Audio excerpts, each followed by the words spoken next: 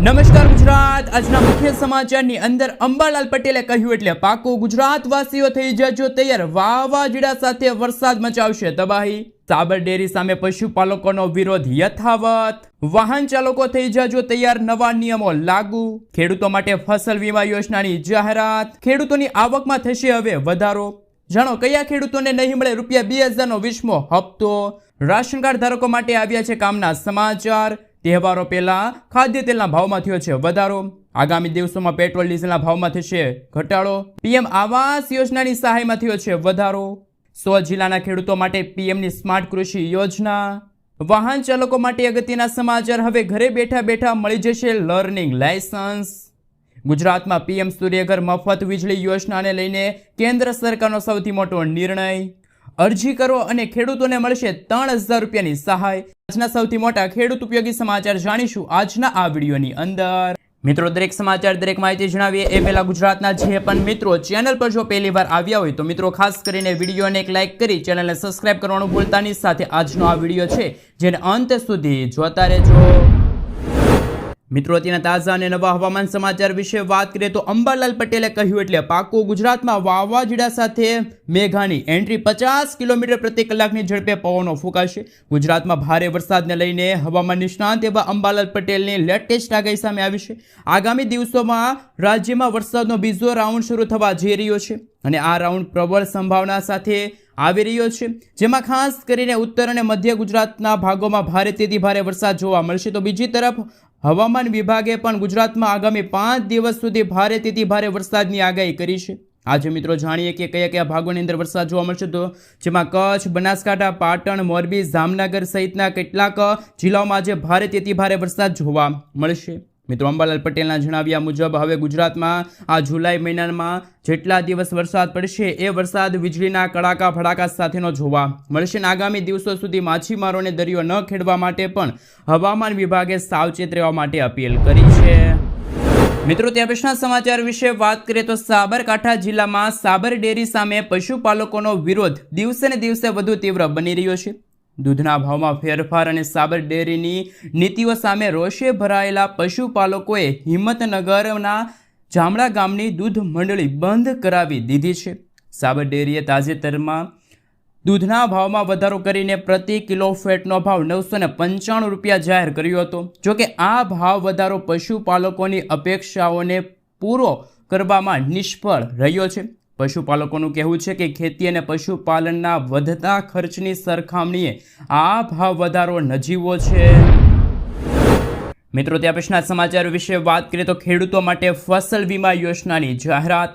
ઘણી જગ્યાએ ભારે વરસાદના કારણે ખેડૂતોને થયેલા નુકસાનની સામે હવે મદદરૂપ થશે કેન્દ્ર સરકારની પ્રધાનમંત્રી ફસલ વીમા યોજના। આપને મિત્રો જણાવી દઈએ તો કે ખેડૂતોને ઓછા પ્રીમિયમમાં શ્રેષ્ઠ સુવિધા મળી શકે છે। પ્રધાનમંત્રી ફસલ વીમા યોજના ખેડૂતોને કુદરતી આફતો સામે પાક માટે આર્થિક સુરક્ષા આપે છે। ખેડૂતો માત્ર 2% સુધીનું પ્રીમિયમ ચૂકવીને પોતાની વાવણી કરેલી જમીન અને પાક માટે વીમા લઈ શકે છે। સરકાર બાકીનો ખર્ચ આપમેળે ભરે છે। જો ખેડૂતોને પાક વરસાદ, પૂર, તોફાન, દુષ્કાળ કે પછી કરા જેવી કુદરતી આફતોથી બરબાદ થયા હોય તો સરકાર પાક વીમા અંતર્ગત વળતર આપે છે। ખેડૂતોને પાક નુકસાન થયા પછી 48થી લઈને 72 કલાકની અંદર નજીકના કૃષિ કચેરી, CSC સેન્ટર અથવા તો હેલ્પલાઇન નંબર જે જાહેર થઈ છે 14447 ઉપર ખેડૂત મિત્રોને જાણ કરવાની રહેશે। મિત્રો, તે પછીના સમાચાર વિશે વાત કરીએ તો વાહન ચાલકો થઈ જજો તૈયાર, નવા નિયમો છે લાગુ થઈ ગયા છે। ટ્રાફિક નિયમ ભંગ કરનારાઓ માટે સૌથી અગત્યના સમાચાર સામે આવી રહ્યા છે। ટ્રાફિક નિયમોનું ઉલ્લંઘન કરનારા વાહન ચાલકોએ હવે ચેતી જવું પડશે, કારણ કે ગુજરાત હાઈકોર્ટે ટ્રાફિકના નિયમોના પાલન માટે કડક પાલન અંગે સૂચના આપી છે, જેને પગલે અમદાવાદ પોલીસ સક્રિય થઈ ગઈ છે।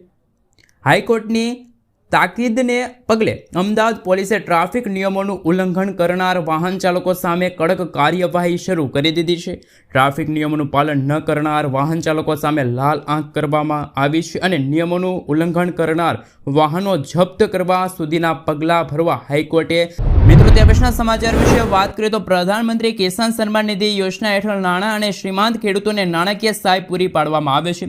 આ યોજના હેઠળ દર વર્ષે 3 હપ્તામાં 6,000 રૂપિયાની નાણાકીય સહાય સીધી ખેડૂતોના બેંક ખાતામાં ટ્રાન્સફર કરવામાં આવે છે. આ રકમ 4 મહિનાના અંતરાલ પર 2,000 રૂપિયાના 3 હપ્તામાં ખેડૂતોના ખાતામાં મોકલવામાં આવે છે. આ રકમ ડીબીટી દ્વારા ટ્રાન્સફર કરવામાં આવે છે. જોકે કેટલાક ખેડૂતો એવા છે કે જેમને આ યોજનાનો લાભ મળતો નથી. તો મિત્રો આપણે જણાવી દઈએ તો કયા ખેડૂતોને હપ્તો નથી મળતો. તો જે ખેડૂત મિત્રોએ હજુ સુધી KYC નથી કરાવ્યું તેવા ખેડૂતોને હવે 2,000 રૂપિયાનો હપ્તો નહીં મળે. જે ખેડૂતોએ જમીન રેકોર્ડ્સ હજુ સુધી ચકાસવામાં નથી આવી, એટલે કે મિત્રો કહી શકાય કે ફાર્મર રજિસ્ટ્રીમાં અરજી નથી કરી, એવા ખેડૂતોને પણ હપ્તો નહીં મળે.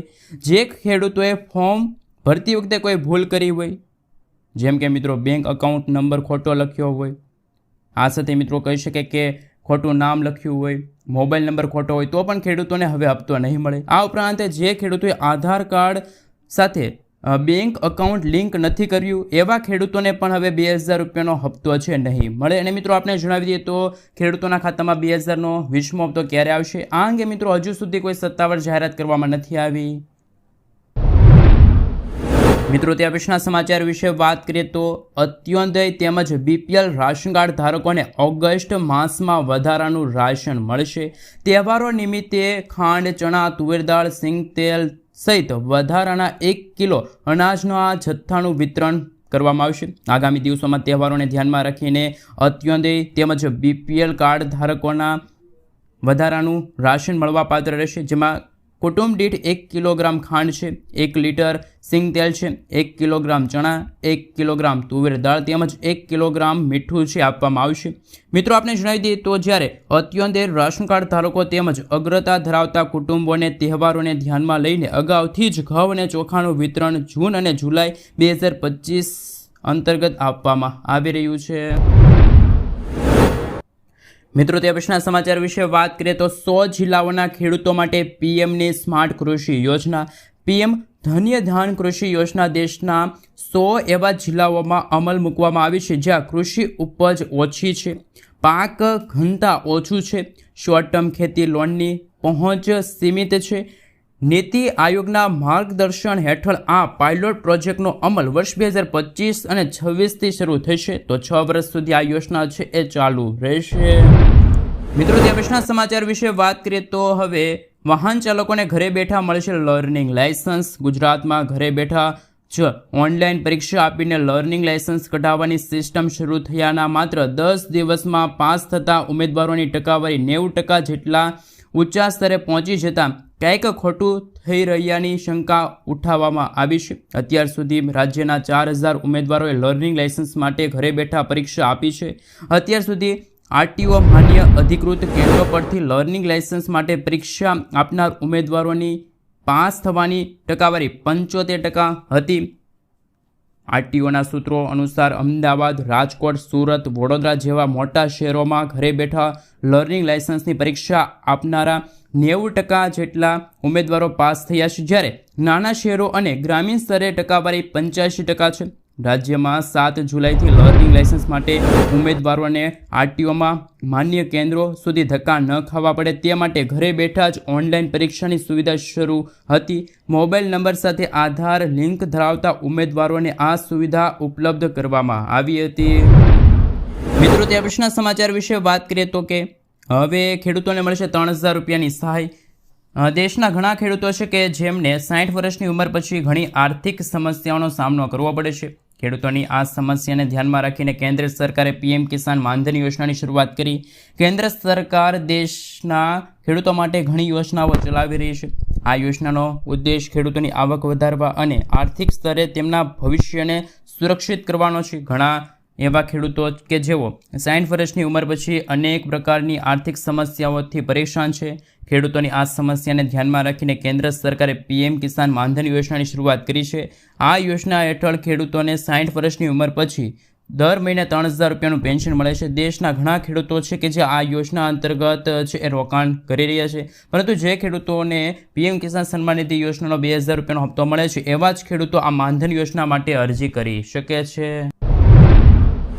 મિત્રો આગળના સમાચાર વિશે વાત કરીએ તો દેશી ગાય ખરીદવા માટે મળશે હવે 28,000ની સહાય. સૌરાષ્ટ્ર અને ગુજરાતના અન્ય વિસ્તારોમાં પશુપાલન હવે માત્ર દૂધ ઉત્પાદન પૂરતું નથી, પરંતુ ખેડૂતો માટે આવકનો મજબૂત સ્ત્રોત બની ગયો છે. રાજ્ય સરકાર પશુપાલકોને સહાય આપવા માટે સતત નવી યોજનાઓ લાવી રહી છે. પ્રાકૃતિક ખેતીને આગળ વધારવા માટે રાજ્ય સરકારે દેશી ગાયોની ખરીદી માટે સહાય યોજનાની જાહેરાત કરી છે. આ યોજના અંતર્ગત રાજ્યના એવા ખેડૂતો સહાય મેળવી શકે છે કે જે આત્મા કચેરી દ્વારા પ્રાકૃતિક ખેતીની તાલીમ લીધી હોય. ખેડૂતોને આ ખેડૂત પોર્ટલ પર જઈને ઓનલાઈન અરજી કરવાની રહેશે. સહાય સ્થાનિક નસ્લની 2 ગાયોની ખરીદી માટે આપવામાં આવશે. કોને મળશે લાભ? યોજના સામાન્ય અનુસૂચિત જાતિ છે, અનુસૂચિત જનજાતિના ખેડૂતો છે, એમના માટે આ યોજના છે ખુલ્લી મૂકવામાં આવી છે. લાભાર્થીઓએ અનિવાર્ય રીતે આત્મા કચેરી પાસેથી તાલીમ લીધી હોવી જોઈએ. દેશી ગાયોની ખરીદી ફરજિયાત છે, જે કેશ નટ થકી નાબોર્ડના નક્કી કરેલ યુનિટ ખર્ચ મુજબ ખરીદવામાં આવેલ ગાયોની ખરીદીના ખર્ચમાંથી 35% જેટલી રકમ છે, એટલે કે 28,000 છે, એ સરકાર દ્વારા સહાય રૂપે પશુપાલકોને આપવામાં આવશે.